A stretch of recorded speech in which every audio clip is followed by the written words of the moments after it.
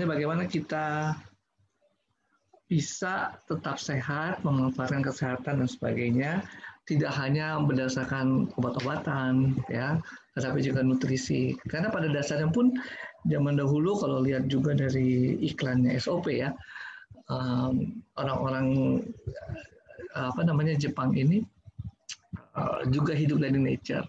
Kalau Bapak Ibu pernah tinggal di Jepang cukup lama ya, pasti juga bisa merasakan bahwa Jepang ini cukup kuat ya hubungan antara manusia dengan alam, dan itu ternyata bisa terlihat ya dari cara mereka mengatur kota, tata kota, kebersihan dan sebagainya. Dan itu ternyata bisa membawa Jepang kepada populasi yang paling tua, bukan paling tua ininya ya, peradaban ya, tetapi dia maksudnya harapan hidupnya paling tinggi di muka bumi ini ya. Orang-orang yang harapan hidupnya tinggi biasanya karena sehat selalu, dan itu terjadi pada populasi orang Jepang. Makanya kita mau belajar di sini. Oke, yang kita pelajari cara masuknya melalui COVID-19 ya. Tentu udah sering dengar ya, udah bosen, barangkali nggak usah diulang-ulang. Saya juga akan singkat saja mungkin masuknya melalui COVID-19, tapi mungkin ada materi-materi yang penting nanti akan saya tekankan ya. Oke, kita lanjut.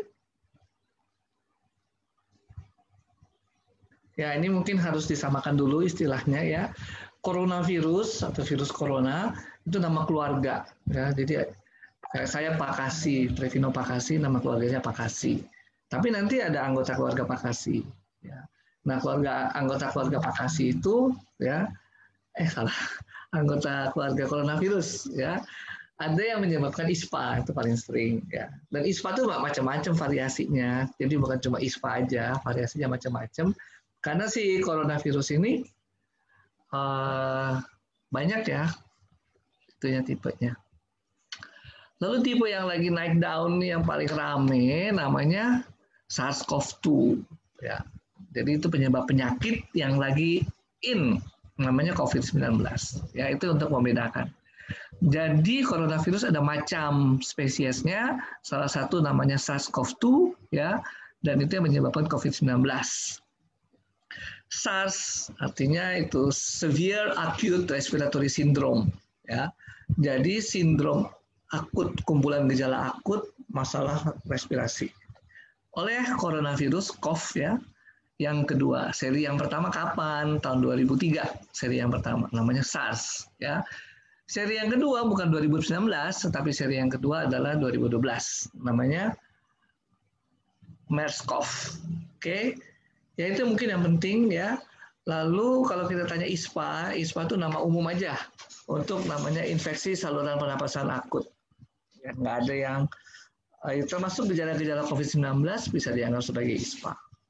Tapi COVID-19 adalah ISPA yang spesifik yang disebabkan oleh virus namanya SARS-CoV-2. Lanjut. Nah, tadi sudah disinggung ya tentang apa itu COVID-19 ya, penyakitnya itu disebabkan oleh coronavirus 2019. Coronavirus disease 2019, penyebabnya adalah SARS-CoV-2 ya. Oke, lanjut. Gejalanya apa sih? Nah, paling tidak bergejala, paling sering tidak bergejala. Kenapa dia nggak ada gejala? Nomor satu, dia baru terinfeksi. Jadi mungkin tidak ada gejalanya. Gejala itu timbul kalau ada daya tahan tubuh yang melawan virus tersebut. Misalnya apa sih? Virus kita jadi pilek. Ya, pilek itu usaha untuk mengeluarkan virus tersebut. Batuk itu usaha untuk mengeluarkan virus tersebut. Ya, itu adalah daya tahan tubuh. Jadi kalau nggak ada daya tahan tubuh, tidak ada daya tahan tubuh, dia jadinya nggak ada perlawanan, nggak ada gejala. Ya, kapan sih orang nggak ada daya tahan tubuh? Kalau dia sakit gizi kurang, kalau dia HIV, atau bayi balita misalnya. Bayi balita itu masih belum bagus daya tahan tubuhnya, atau sudah terlalu senior, daya tahan tubuhnya juga turun. Itu seringkali tidak bergejala. Jadi kalau saya sakit nih demam misalnya, itu kan ada daya tahan tubuh. Tapi orang yang terinfeksi dan tidak demam sebenarnya perlu khawatir ya, karena apa? Karena daya tahan tubuhnya itu nggak kompeten untuk melawan kuman-kuman penyebab penyakit. Oke. Nah, lanjut ya. Nah, gejala yang lainnya apa? Tadi ya, kalau kita di hidung, tentu bisa jadi pilek, tidak bisa mencium bau, ya. Kemudian kalau dia ada di tenggorokan, jadi batuk, ya. Bisa jadi apa lagi? Batuk, terus bisa demam, ya, tidak enak di leher. Oke, itu ya. Kemudian bisa menempel di saluran napas bawah.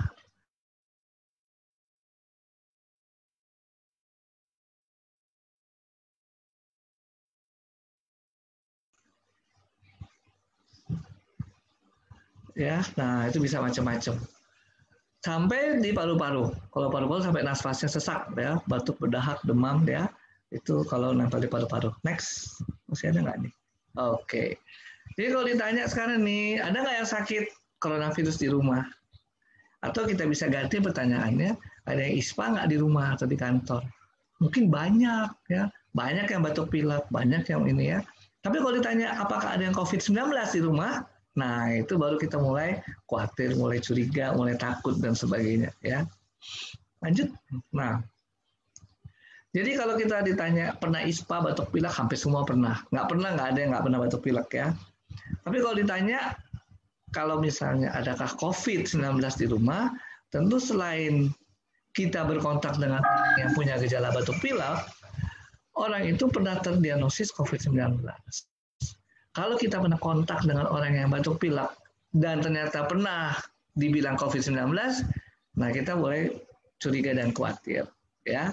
Kita boleh berpikir bahwa aduh, jangan-jangan saya kena COVID-19. Jangan-jangan teman-teman anggota keluarga saya kena COVID-19. Oke. Next.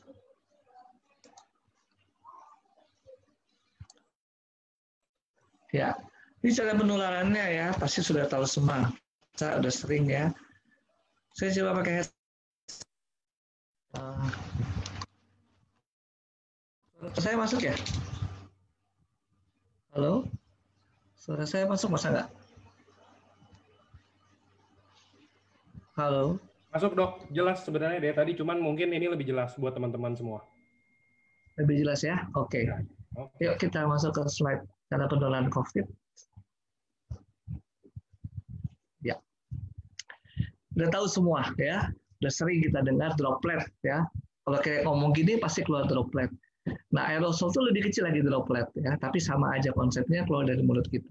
Kalau nggak percaya, ya pagi-pagi, apalagi kalau rumahnya ruangannya AC yang dingin, cium kaca, ya keluar deh embunnya. Kira-kira kayak gitu konsepnya ya. Apa yang kita keluarkan sekarang, Bapak Ibu nggak lihat nih di layar kamera ya, tapi droplet aerosol keluar, ya. Akibatnya apa tuh? Kalau aerosol dia terbang-terbang, bisa lama di udara. Kalau droplet dia jatuh ke komputer saya nih, jatuh ke meja dan sebagainya. Kalau saya ada virus, ya virus itu kemudian nempel di mana-mana, harus dilap nih, kalau enggak nularin, ya. Misalnya ternyata saya pegang komputer saya ngetik, kena tangan saya tercemar, terus salaman, ya kena lagi, habis salaman kena mata, ya. Nah itu cara penularannya. Makanya kita diajarkan untuk sering cuci tangan, entah pakai sanitizer atau pakai air. Next. Sudah paham deh itu semua, ya. Lanjut. Nah, ini jadi si virus ini terbang ya, dia bisa mendompleng di droplet kita, atau dia mendompleng di aerosol, atau dia mendompleng di partikel-partikel lain yang menjadi polutan. Nah ini ukurannya ya. Kalau Anda lihat yang paling kiri itu adalah gambar rambut ya, lalu ada rantai warna biru. Ternyata kalau digedein lagi rantai birunya seperti ini, itu ukuran 10 mikron, seperti serbuk sari gitu ya. Dan lebih kecil lagi ya, yang warna kuning, itu ukuran bakteri 2,5 mikron. Di dalam bakteri itu ada yang merah, itu namanya ukuran virus, lebih kecil dari 1 mikron. Jadi si virus itu sangat kecil sebenarnya, ya. Tapi kalau dia masuk ya dengan mendompleng partikel dengan ukuran 10 mikron, dia cuma di saluran napas. Tapi kalau mendompleng dengan partikel kecil ukuran 2,5 meter, mikron, dia bisa masuk sampai ke ujung-ujungnya paru-paru. Ya. Kalau dia lebih kecil lagi sampai kurang dari 1 mikron, sampai ke bisa masuk ke pertukaran udara dan di darah ya, di dalam paru-paru. Apa sih implikasinya? Ternyata daerah yang banyak polusi lebih banyak yang fatal, lebih banyak yang meninggal. Kenapa? Karena polusi yang ukurannya 2,5 mikron itu langsung membawa si partikel virus jauh ke dalam paru-paru kita. Bahkan bisa bertukar masuk ke dalam peredaran darah. Makanya banyak yang fatal itu justru di kota-kota besar yang banyak polusi. Dan itu penelitian dibuktikan di Italia Utara, dibuktikan di Jerman, dibuktikan juga di Amerika Serikat. Itu Indonesia kita nggak pernah buktikan, tapi kalau Anda mau cari daerah-daerah yang banyak partikel 2,5 mikron, ya itu cari di brizometer. Ya. Itu dia memfoto udara Jakarta termasuk daerah yang sangat banyak polusinya. Sehingga kalau tanya banyak yang fatal dan meninggal karena COVID-19, pergi ke Pondok Rangon ya, bisa lihat tuh situ. Waduh, ya kuburan baru banyak banget ya. Oke, lanjut. Nah ini droplet aerosol ya. Droplet itu yang besar nih, yang ini pada foto cepat orang bersin ya. Jadi setelah bersin keluar droplet, kemudian setelah itu sekian detik kemudian, sepersekian detik kemudian keluar namanya aerosol. Jadi dalam orang yang sakit, kita nggak bisa pisah-pisahin. Oh cuma droplet, cuma aerosol, nggak ada. Semua keluar. Bahkan tidak sakit pun seperti saya sedang bicara, droplet ada, keluar ada. Apa aerosol juga ada. Kalau Bapak Ibu lihat orang lagi ngomong muncrat, itu ludah, itu nggak bakal kena apa-apa ya. Tapi droplet sama aerosol itu nggak kelihatan. Seperti kalau sekarang tidak kelihatan di kamera, berarti memang nggak kelihatan. Jadi kalau tiba-tiba muncrat gitu ya, nah itu mah air ludah, itu mah kelihatan ya. Itu nggak akan dihirup sama kita. Next. Nah ini gambarannya kayak gini kira-kira. Virusnya di dalam ludah ya. Mungkin gambar yang lebih besar bisa kelihatan. Di dalam droplet aerosol. Lanjut, next. Next, lanjut. Ya, nah yang parah ini kalau kita bersin ya, kalau kita keluarkan batuk, kecepatannya itu lebih dari bisa sampai 30 meter per second. Jadi kalau dari 1,5 meter nggak cukup ya. Sudah social distancing 1,5 meter nggak cukup. Apalagi yang keluar dari kita gasnya lebih panas daripada sekitar kita. Kan kita suhu badannya 36-37 derajat Celcius. Suhu lingkungan kita paling 30 ya. Sepanas-panasnya Jakarta 40 pernah ya, tapi jarang. Jadi kalau suhu di ruangan kita lebih rendah daripada kita, gasnya akan naik ke atas ya, langsung menyebar kemana-mana, nggak langsung mengendap ya. Itu aerosol kita. Next. Nah, next lagi ini nggak usah. Nah, itu ya. Lalu kemudian virus itu setelah ada di udara, terbang di mana-mana, ada penelitian yang membuktikan bahwa virus itu bisa 3 jam di udara nih, partikelnya, dan ternyata masih infeksius. Ya. Dia kemudian bisa mencari polutan-polutan dan mendompleng. Ya. Ini virusnya paling kiri, ya, bentuknya bulat dengan spike-nya. Ya. Jadi juga bukan terbang begitu aja, ya, untuk masuk ke dalam pembuluh darah ke dalam sel, tapi harus masuk, ada cantolannya nih, ada seperti kapal, ada dockingnya ya, nggak bisa begitu aja dia ini. Jadi itu virus. Nah, tadi sudah dibilang ya, kalau dia masuk di partikel yang berukuran 10 mikron, dia hanya di saluran napas, hidung, terus sampai ke bronkus ya. Bronkitis kan pernah dengar ya, bronkus ya. Tapi kalau dia lebih kecil dari 2,5 mikron, masuk sampai ke tempat ujung-ujungnya paru-paru untuk pertukaran udara. Ya. Sehingga virusnya masuk itu, kalau virusnya lebih kecil lagi, kurang dari 1 mikron, langsung masuk ke peredaran darah. Ya, itu yang kemudian bisa menyebabkan fatal. Ya. Nah, ini kalau udah masuk, apa yang terjadi? Nah, lihat ini ada gambar yang kotak paling kanan ya. Nah, itu ada sel-sel yang namanya NK cell. Dia responder pertama. Responder. Oh, ini ada benda asing nih. NK cell, pasti udah sering dengar dong. Namanya natural killer cell. Nah, dia itu serinya limfosit. Jadi kalau Bapak Ibu lihat di peredaran darah, pemeriksaan darah, limfosit. Ya, di bawahnya leukosit, ada hitung jenis leukosit. Ada limfosit. Nah, di situ adalah NK cell. Ya. Jadi dia responder pertama untuk merespon terhadap virus tersebut, dimakan virusnya, plus dia panggil teman-temannya lagi untuk berperang. Jadi ketika kita baru terinfeksi, periksa darah nih, kelihatan deh, oh limfositnya tinggi, normal, atau leukositnya naik. Ya, kenapa? Karena ketika kita ambil di darah kita nih, ya lagi ada mobilisasi, ya, mobilisasi dari tentara-tentara ke tempat perang, sehingga di darah ketahuan, dapat, ya. Kemudian setelah 7-14 hari, apa yang terjadi? Ya mungkin aja udah pada di tempat perang kan, tentara-tentaranya udah disebar, sehingga limfositnya drop, turun, bahkan bisa di bawah normal. Ya, dan kemudian mulai timbul antibodi.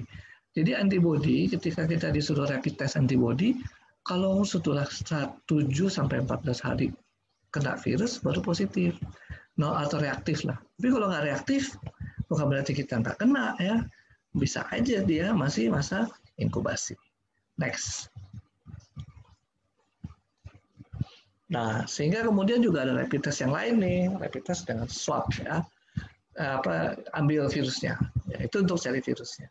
Itu bisa juga rapid test tersebut dilakukan di tempat, tapi bisa juga dibawa lab ya, dibawa ke lab kemudian diperiksa dengan PCR. Tentu yang paling akurat adalah yang PCR. Sedangkan yang ini ya, yang rapid test akurasinya lebih rendah. Tetapi sudah bisa menggambarkan bahwa oh ini ada infeksi, ada COVID-19 dan nggak ada cross reaction, berarti dia memang spesifik menentukan oh ini memang COVID-19. Ya. Ditusuk di hidung kiri kanan sampai di mulut, nggak enak, nggak sakit ya, nggak enak. Orang banyak yang nangis setelah ditusuk ya. Kalau di mulut mual, pengen muntah. Ya, next. Nah, jadi itu caranya ya, supaya kita nggak mengalami hal-hal yang nggak enak tersebut ya kita harus mencegah dong ya, supaya tidak menyebar. Kenapa itu kita perlu masker ya? Jadi masker itu pentingnya di sana karena masker tersebut membuat terhalang ya. Kalau nggak percaya nih ya, setelah pakai masker kain aja biasa gini ya, tutup hidung semua, mulut semua ya, terus tiup. Nggak berasa udara. Ya, jadi tujuannya masker itu terutama kalau ada orang yang sakit, dropletnya itu nggak menyebar kemana-mana. Itu tujuan utamanya. Ya. Masalahnya ada OTG, orang tanpa gejala. Saya tanpa gejala, apakah saya belum tentu saya bebas COVID? Belum tentu. Ya. Karena itu sekarang semua harus pakai. Ya. Supaya ada orang yang nggak bergejala, ya, dia pakai masker, ada COVID di dalam dropletnya pun tidak menyebar. Ya, itu gunanya. Jadi tolong kita disiplin ya. Bukan apa-apa, bukan karena dokter jumlahnya sedikit, rumah sakit daya tampungnya kecil. Tapi kalau Bapak Ibu kena juga nggak enak ya, sakit ya. Nggak enak, beneran nggak enak ya. Memang kita bisa lihat data-data bahwa 90% orang sehat kembali ya. Hanya 3-4% yang meninggal. Tapi kalau Bapak Ibu sekarang kena COVID, Bapak Ibu bisa pastikan nih Bapak Ibu yang 90% atau yang 4%. Mau jadi yang 4%. Nah, enggak juga ya. Ya katanya di surga tuh indah, terus ayo deh ke surga sekarang. Pada nggak mau kan? Masih mau menikmati bumi ya. Sudah ke surga sekarang ya pada nolak ya. Katanya surga indah ya. Next. Nah ini kenapa kita nggak ada LOP ya. Ini juga takut ya, nggak boleh berkerumun. Jadi aktivitas berkerumun sangat berbahaya. Apalagi kalau ini nggak pakai penutup mulut nih ya, kayak seperti contoh orang-orang di gambar ini ya. Jadi agak dikurangi dulu. Next. Nah, kita sudah diajarkan oleh Kemenkes untuk adaptasi kebiasaan baru ya, jaga jarak. Tapi kita sudah tahu jaga jarak 1,5 meter nggak cukup, perlu pakai masker ya. Anda lihat gambarnya kan ya, pakai masker. Kemudian cuci tangan, hand sanitizer, makan bergizi seimbang ya, rajin olahraga ya, jangan pegang-pegang tangan dia, saya hello aja. Di Jepang itu kan udah kebiasaan ya, kalau ketemu cipika-cipiki, tapi cuma nunduk aja ya, sehingga ya bagus, mereka mungkin mengurangi penularan, sudah biasa. Lalu sekarang uang elektronik dan sebagainya, sampai di rumah juga langsung bersih-bersih. Next. Nah, kalau kita bicara mengenai produk kita masuk di dalam adaptasi kebiasaan baru ini ya, yang dalamnya adalah gizi seimbang. Jadi kita masuk di sini ya. Kalau Bapak Ibu mau mengajarkan penggunaan produk ini untuk pencegahan COVID, maka kita masuk di gizi. Kenapa? Karena gizi seimbang ini yang membentuk daya tahan tubuh kita untuk bisa melawan COVID-19. Yuk, next. Nah, what next nih? Sekarang kan kita nggak jelas ya. Katanya ada vaksin, tapi juga produksi vaksin itu nggak akan segitu cepatnya menjangkau seluruh Indonesia yang 250 juta penduduk. Udah dibagi-bagi siapa kriteria-kriteria awal. Tapi terus terang ya belum terbukti secara pasti bahwa si vaksin ini akan melindungi ya. Kalau ada analoginya tuh vaksin influenza. Vaksin influenza itu suaranya nggak kedengaran ya? Kecil ya? Halo? Enggak dok, jelas dok. Oke. Vaksin influenza itu setahun sekali mesti divaksin ya. Kenapa ya perlindungannya cuma setahun? Kenapa sih cuma setahun? Karena influenza mudah bermutasi. Sama dengan si coronavirus. Coronavirus ini mudah sekali bermutasi. Coronavirus itu sudah ada berabad-abad dengan kita. Hanya baru terdeteksi tahun 60-an baru orang mengenal namanya coronavirus. Pandemi yang pertama tahun 2002. Kemudian 2003 itu di Cina ya, Hong Kong. Pandemi kedua tahun 2012. Pandemi yang ketiga tahun 2019, yaitu coronavirus ya sekarang ini sampai sekarang ya. Nah, jadi sebenarnya kita disuruh vaksin segala macam juga. Gimana ya? Gitu. Karena virusnya gampang berubah-berubah ya. Dan yang lebih parah lagi yang sekarang ini kan dianggap virus yang melompat ya dari hewan ke manusia. Karena virus ini punya spesifikasinya untuk melekat ke manusia. Nggak semua bisa melekat ke manusia. Ada yang dari hewan saja. Dan ini menular nih dari hewan ke manusia. Nah, next. Ya, ini saya kasih lihat yang tadi ya.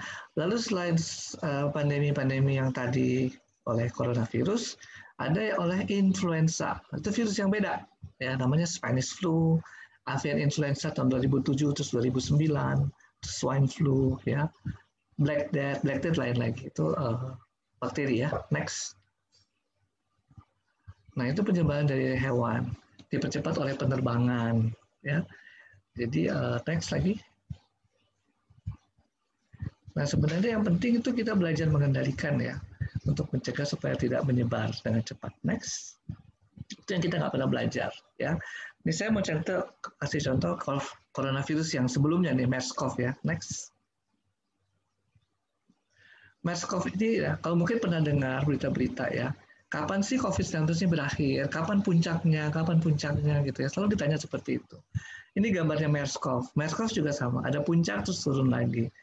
Ada puncak, ada turun lagi. Dan kalau lihat dari tahun 2012 sampai 2019 dan masih berlangsung sampai sekarang, ada beberapa kali puncak sebenarnya.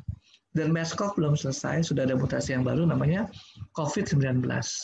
Ya.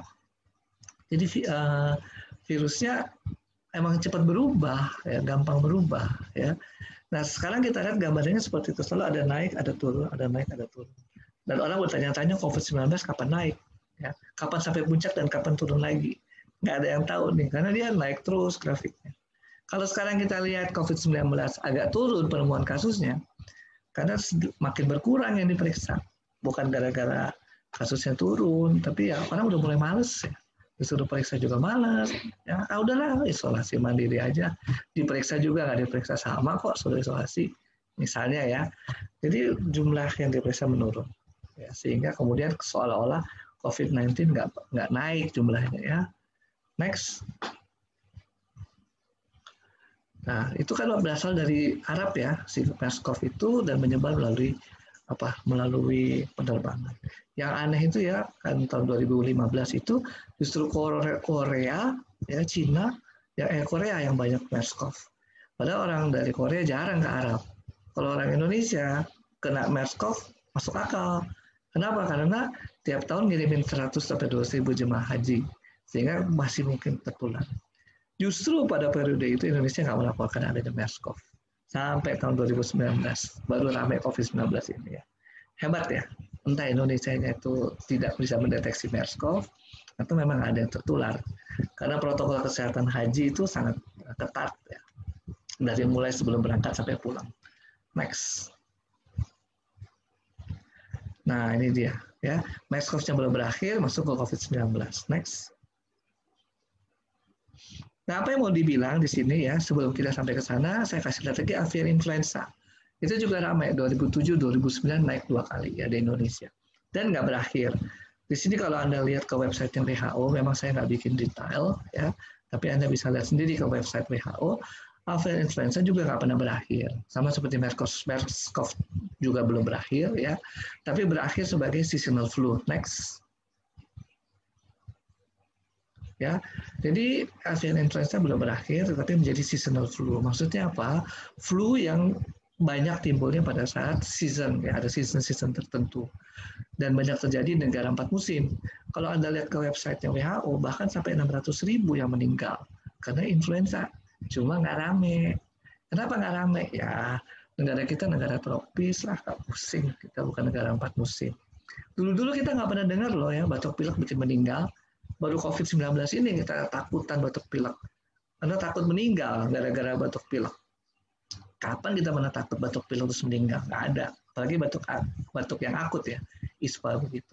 Tapi kalau orang Eropa itu takut, makanya mereka bikin vaksin flu yang tiap tahun harus divaksinasi. Jadi avian influenza berakhir sebagai seasonal flu. Coronavirus yang terakhir, MERS-CoV sebelum COVID-19 juga belum berakhir. Sekarang COVID-19 belum tentu berakhir, ya. Dan kemudian ada siklus mutasi, ya, influenza 20 tahunan dari yang Spanish flu dulu.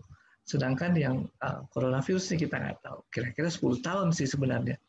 Dari 2003, 2012, 2019, coronavirus sekitar 10 tahun kira-kira.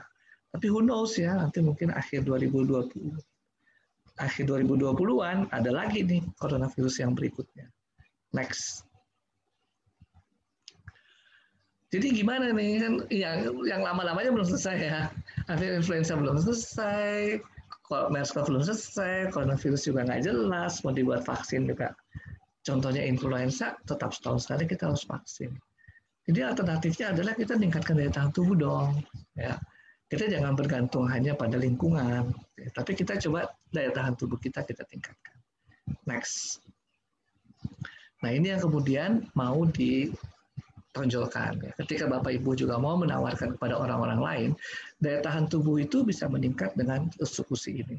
Utsikusi ini bukan hanya daya tahan tubuh menghadapi COVID-19, ya, tapi ini sebenarnya lebih luas lagi, ya. Next. Nah, kan kita sudah pernah dengar pasti dalamnya ada sperma ikan salmon, ya. DNA sperma dari DNA sperma ikan itu, DNA itu adalah bahan baku untuk sebuah sel itu bisa membelah diri dan berkembang biak.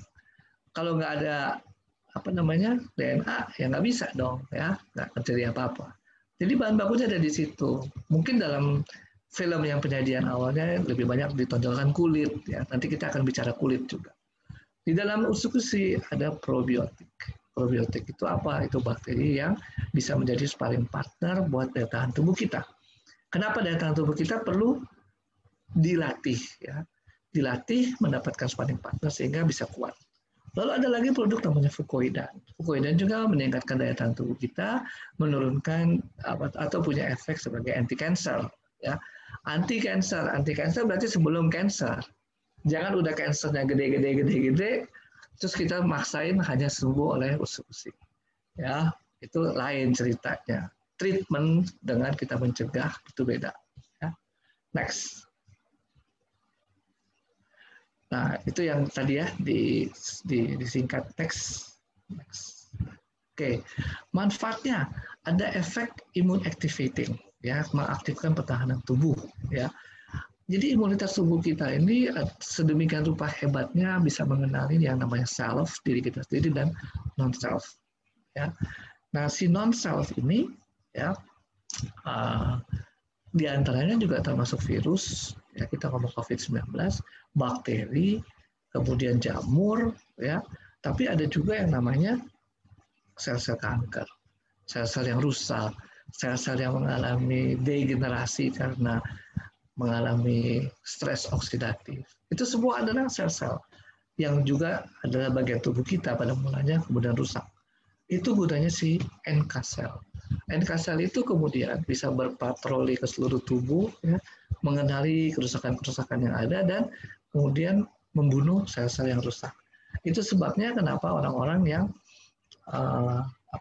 NK cell-nya bagus tentu tidak akan sakit, ya, atau jarang sekali sakit. Jadi Bapak Ibu kalau mengkonsumsi usus-usus dan kemudian NK cell-nya meningkat, bisa mengobservasi dirinya jadi jarang sakit. Ya, itu salah satu. Jadi nggak bisa ditanya, rasanya apa sih? Kadang-kadang susah kita kasih tahu rasanya apa. Karena nggak semua bisa di-sense oleh nervous system kita. Tapi kita bisa melihat yang lain, jarang sakit, atau mungkin yang keluhannya tadinya ada ini jadi hilang dan sebagainya. Karena efek dari imun activating tadi, ya. Dan imun itu bisa melawan apa saja. Kebetulan yang dilakukan penelitian oleh Asayama adalah hepatitis C, juga influenza, ya, juga terhadap bakteri namanya Helicobacter pylori. Ya, Helicobacter pylori itu kerjanya di sakit mah, orang yang sakit mah dan timbul tukat, ya, ulkus lambung, biasanya karena Helicobacter pylori. Jadi itu juga kita bisa anjurkan kepada orang yang banyak sakit mah, GERD dan sebagainya. Jadi itu efek imunitas tubuh kita. Apakah dia punya efek melawan atau meningkatkan autoimun? Itu nggak ada laporannya, ya. Tapi itu orang jadi khawatir, ya. Kalau jadi khawatir, jadi beban mental kan, lebih baik dikurangi. Tetapi kalau itu tidak menimbulkan kekhawatiran, pada dasarnya sih nggak ada catatannya, ya. Karena yang disebut efek meningkatkan imunitas itu salah satu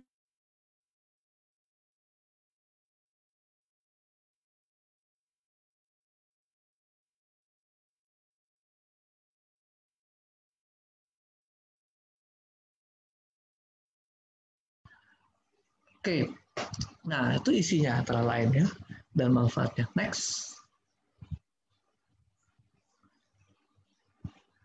Kemudian di dalamnya ada antioksidan, ya, itu kandungan dari si besi. Antioksidan itu menghambat terjadinya stres oksidatif, ya. Stres oksidatif itu pasti terjadi kalau kita radang, kita infeksi, kita mengalami menghirup polutan-polutan, kerusakan sel, terjadi reaksi oksidatif. Nah, itu semua dihambat oleh adanya antioksidan, ya. Termasuk daya rusak di otak, ya, sehingga kemudian mengurangi proses kerusakan otak, memori kita baik, dan sebagainya. Lalu ada namanya asam hyaluronat, ya, itu juga baik untuk pembentukan kulit, ya, dan juga ada efek yang bagus untuk mencegah terjadinya penumpukan asam urat. Next. Itu saya pikir sudah tahu, ya. Lalu ada molekul besar namanya fukoidan dari rumput laut gagame tadi, ya. Itu merupakan kumpulan dari gula-gula kecil yang jadi besar, ya. Oke, mungkin ada orang-orang yang takut segala macam, ya silahkan dipertimbangkan. Tapi pada dasarnya manusia itu membutuhkan polisakarida. Jadi manusia bukan anti polisakarida, enggak, justru manusia harus hidup dengan polisakarida. Jadi jangan sampai orang bilang, oh kamu dietnya nggak perlu gula, nggak perlu karbohidrat. Nggak perlu gula mungkin benar, tapi nggak perlu karbohidrat, rasanya enggak, ya. Karena perut kita disusun dengan enzim-enzim yang mengelola polisakarida atau karbohidrat tersebut. Gula kita butuhkan, tapi itu untuk efek akut. Misalnya kita pingsan nih, pingsan, minum teh manis. Nah, kenapa? Karena teh manis gampang diabsorpsi, gulanya membuat kita perlu. Kalau kita gampang-gampang nggak enak, kasih permen. Kenapa? Ada gula. Gula bukan karbohidrat, beda, ya. Karbohidrat kalau di breakdown jadi kecil-kecil baru namanya gula. Gula bukan pemanis, ya. Gula is sugar, pemanis is sweetener, beda. Jadi tolong nanti dibaca ingredients-nya. Kalau ada yang nanya, ini kan manis nih, ini karena pemanis, bukan karena gula. Oke. Nah ini kerjanya si fukoidan. Kembali lagi, ya, itu adalah polisakarida, dan polisakarida merupakan kebutuhan tubuh manusia. Ya, next. Nah, kemudian ada DNA. DNA ini untuk memberikan label kepada DNA yang dari salmon, ya. Nah, si DNA ini gunanya apa sih? Ya, namanya juga DNA. DNA itu adalah inti dari sel kita. Dia merupakan bahan dasar fotokopinya. Kalau kita mau fotokopi, kita perlu kertas, perlu tinta. Nah, DNA ini bahan dasarnya, sehingga sel yang dihasilkan mirip. Ya, dalam bentuk makro, ya, dalam bentuk besar, kita akan bilang anak ini mirip siapa ya? Mirip bapaknya kah? Atau mirip ibunya? Nah, itu karena DNA. Ya, oke. Jadi fungsi-fungsi tubuh ya, semua diwariskan lewat DNA. Kalau kita mau meregenerasi sel, kita perlu DNA. Nggak mungkin tanpa DNA. Dan itu salah satu suplai bahan bakunya bisa didapatkan dari si utsukushi ini. Kemudian, ini cara ya apa namanya fungsi-fungsi lain dari utsukushi ini berisi DNA ya, karena dia meregenerasi sel, termasuk berhubungan juga dengan fiskolagen di dalam utsukushi, adanya hyaluronic acid, itu semua membuat kulitnya menjadi baik ya.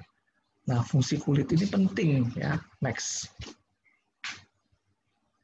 Nah, ini ya, mencegah kulit kering, mencegah penurunan apa namanya water loss ya, transepithelial water loss ya, kehilangan cairan lewat lapisan kulit yang paling luar ini ya, meningkatkan elastisitas kulit dengan kolagen dan dengan asam hyaluronat ya. Nah, ini hal-hal yang penting untuk maintain supaya kulit kita utuh ya. Mungkin nanti yang lain melihatnya sebagai cantik ya, tapi yang penting adalah kulit kita utuh. Next. Nah, kenapa bisa seperti itu ya? Ada percobaannya pada manusia ya. Jadi ketika diberikan itu ya utsukushi, spot pada kulit menurun, pori-pori juga membaik, kerut-kerut di wajah menurun ya, termasuk juga UV spot. Next. Ya, dan di sini bisa dilihat ya, itu grafik ya, yang biru berapa persen sih spot ya sebelum dikasih utsukushi, dan 4 minggu kemudian turun ya. Berapa besar sih persentase pores yang yang nggak bagus ya, pori-pori yang nggak bagus, kemudian turun setelah 4 minggu. Wrinkle, kemudian ada lagi yang macam-macam. Ini semua adalah gambaran bagaimana kulit manusia yang diberikan utsukushi mengalami perbaikan. Next. Ini juga tentang kelembapan kulit, water loss ya. Kemudian kandungan air meningkat ya, kandungan keringat sebum itu juga meningkat ya setelah 4 minggu setelah pemberian dari si utsukushi ini. Nah, oke, next. Kemudian ini ada cara kerja pada asam urat ya. Asam uratnya menurun ya setelah sekian minggu ya. Setelah berapa minggu nih? Setelah 8 minggu ya. Anda lihat tuh garis putus-putus warna merah menunjukkan batas untuk kita sebut asam uratnya tinggi, sekitar 7 ya, 7,7 atau 7, berapa ya. Lalu Anda lihat garis yang biru ya, dengan ada tonjolan-tonjolan itu ya, itu mau menunjukkan setelah 2 minggu, 4 minggu, 6 minggu, 8 minggu, konsentrasinya di dalam darah kita menurun. Ya, itu adalah asam urat. Lanjut. Ngomong-ngomong, pernah tahu dong ya, asam urat itu kan munculnya di sendi-sendi ya. Jadi kalau bilang asam urat saya tinggi, nah kelihatannya di sendi-sendi yang kecil, di jari-jari, antar buku-buku jari, terus jadi benjol-benjol warna merah, itu berarti asam urat menumpuk di situ, ya, dan itu sakit. Jadi kalau bilang lutut saya sakit, itu bukan asam urat. Ya. Atau pinggang saya sakit, itu bukan asam urat. Ya. Itu yang lain lagi. Ya. Nah itu ke situ. Dan kalau udah buku-bukunya sakit, ya, merah, itu memang akan membuat juga disintegritas dari kulit ini nggak utuh. Ya. Jadi penting sekali kita memperhatikan kulit kita, ya, integritas dari kulit kita. Nah, kulit kita ini juga diregenerasi dibantu dengan pemberian SOP Subarashi, ya, karena di dalamnya ada SOP 100+. SOP 100+ yang sudah kita ketahui bersama meningkatkan regenerasi sel melalui mekanisme hormon yang namanya IGF-1. Ya, kemudian ada supply utsukushinya dengan memberikan DNA, ya. Kemudian utsukushi ini juga meningkatkan fungsi dari natural killer cell ya sebagai pembasmi ya penjahat-penjahat yang ada di dalam tubuh kita. Next. Oke. Satu yang mungkin saya harus tekankan, tadi saya pikir slide-nya muncul, ternyata nggak muncul-muncul. Ya. Kulit ini penting kita perhatikan. Kenapa? Karena kulit ini adalah organ imunitas yang terbesar di seluruh tubuh kita. Ya, yang paling gede kulit. Ya. Kok kita bilang paling besar? Ya iyalah, kan yang paling luar dari tubuh kita kulit. Nggak ada yang lebih gede lagi dari kulit tubuh kita ya. Jadi dia adalah organ imunitas yang terbesar. Di situ ada bermacam-macam pertahanan tubuh dan teman kerjasamanya. Jadi dia punya aliansinya ya. Aliansinya itu dengan bakteri-bakteri yang ada di kulit. Ya, dia ada bakteri-bakteri yang ada di kulit, ada bakteri-bakteri yang semacam kayak probiotik tersebut yang juga bekerja sama dengan kulit kita mencegah infeksi dari jamur ya, dan sebagainya. Lalu ada lapisan film dari kulit juga yang membantu supaya tidak terjadi perusakan kulit oleh sinar UV mungkin dan sebagainya. Terus yang penting lagi kan kalau kita tadi lihat COVID-19 menularnya lewat sentuhan. Jadi kalau kulit kita oke, daya tahannya oke, ya tentu menyebabkan virus, bakteri, jamur ataupun semua yang bisa menyebabkan penyakit tidak menempel atau tidak bisa ya aktif ya di dalam kulit kita dan bisa dengan mudah terbuang. Itu penting sekali kita menjaga kulit kita. Dan perlu diingat bahwa kulit kita adalah organ yang paling mudah meregenerasi diri. Organ yang mudah meregenerasi diri sehingga kalau kita memberikan subarashi ataupun utsukushi, itu semua adalah trigger-trigger untuk regenerasi sel. Sehingga kulit kita semakin baik. Next. Ya, ini sudah tadi ya regenerasi efek dari si subarashi. Next. Tentang darah. Dan darah ini kenapa perlu? Penting. Karena darah yang mensuplai makanan ke seluruh tubuh kita. Kalau aliran darahnya nggak bagus, berarti suplai makanan kurang, suplai oksigen kurang. Terjadi stres oksidatif, rusaklah ya sel-sel tubuh kita, rusaklah jaringan dan sebagainya. Jadi penting. Jadi kalau kita bilang subarashi ataupun utsukushi, bukan obat dewa segala macam penyakit, tetapi dia mensuplai makanan, oksigen dan sebagainya, memperbaiki dan meregenerasi jaringan, sehingga kalau ada penyakit ya bisa terperbaiki, terutama penyakit-penyakit yang hubungannya adalah dengan degenerasi tubuh, bukan penyakit genetik. Next. Nah ini take home message-nya. Tadi ada yang minta slide, bisa aja dikasih, dan ini juga akan di-share juga di YouTube ya, berarti kan bisa diulang-ulang ya. Nah, ini take home message kita. Tubuh kita selalu mengalami proses degenerasi dan dipercepat oleh adanya polusi, infeksi, radang, dan sebagainya. Jadi polusi dan infeksi menimbulkan stres oksidatif dan berujung pada kerusakan sel. Lalu kerusakan sel itu ya termasuk juga di jaringan pembuluh darah ya, akan menimbulkan kekurangan oksigen, makanan, dan sebagainya. Jadi stres oksidatif juga timbul dari kerusakan-kerusakan pembuluh darah di jaringan-jaringan yang disuplai oleh darah tersebut. Lalu kepentingan kita apa sekarang? Kepentingan kita adalah mencegah stres oksidatif. Kenapa? Dengan itu kita mencegah penuaan dini, ya. Dan munculnya di kulit, jadi lebih cerah, nggak ada wrinkle-nya, nggak ada UV spot dan sebagainya. That's okay, fine. Itu juga kita perlu ya, penampilan dan percaya diri. Tapi yang lebih penting lagi, yang mungkin tidak terobservasi adalah organ imunitas terbesar kita, yaitu kulit, juga menjadi lebih mature, lebih matang, lebih kompeten untuk melawan bibit-bibit penyakit. Ya. Dan itu semua satu kesatuan, ya, sebagai satu kehidupan sehat, baik fisik, mentalitas kita, spiritual kita, ya, dan kita hidup produktif. Kita boleh aja sehat, badan segala macam, ya, tapi kita nggak punya duit, sakit juga, ya. Sakit hati lagi ya. Tiap bulan lihat tabungan kita hanya mengalir begitu saja, nggak bisa kita lihat duitnya, nggak bisa dirasakan, ya. Sakit hati. Apalagi yang ngambil tukang pajak, lebih sakit hati lagi. Oke, jadi beralihlah sekarang Bapak Ibu yang masih usia-usianya produktif, ya, menuju ke hidup yang lebih sehat. Next. Masih banyak ternyata take home message-nya ya. Kombinasi utsukushi dan SOP subarashi punya banyak benefit ya. Terutama bagi kaum dewasa muda yang masih produktif sekarang ya. Silakan mencegah penyakit degeneratif. Kapan kita tahu efeknya? Nanti 40 tahun, 50 tahun lagi. Baru kita lihat, oh benar ya, untung waktu itu saya makan. Untung saya waktu itu begini. Sekarang saya tidak sakit jantung, saya tidak kanker, dan sebagainya. Nah, itu dia ya.